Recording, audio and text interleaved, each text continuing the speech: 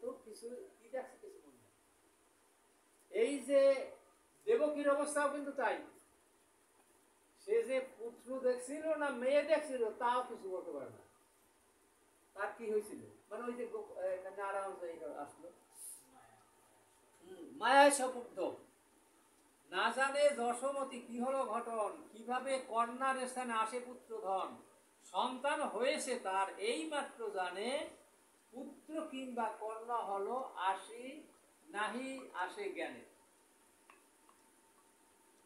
এইভাবে কারাগারে রহে দুইজন, কংসের ভাঙ্গিল নিদ্রা দেখিয়া সবার, কংসর ঘুম হয়ে গেছে, স্বপ্নে আছে সন্ধান হয়েছে, তাড়াতাড়ি তলোয়ার খান খুলে লইছে, খোলার সময় টময় থাকবে না তো, আগেই খোলা যে এক অপূর্ব সে বাণী রাজা করহ শ্রবণ, কংসের চরিত্র কথা করিব বর্ণন, ভাগবত সার, নারায়ণ কৃষ্ণ রূপে হন অবতার, ইতি শ্রীকৃষ্ণের জন্ম। তাহলে কি আসলো, নারায়ণ কৃষ্ণ রূপে আসছে, খেয়াল করবেন কথা বলা, এখানে উল্টো হয়ে যাবে কিন্তু পরে। যাক, এখানে বিশ্রাম আসলো।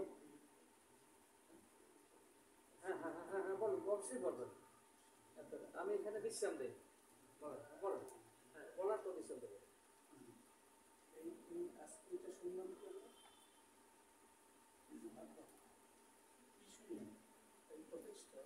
এটা শুনলাম ভগবানের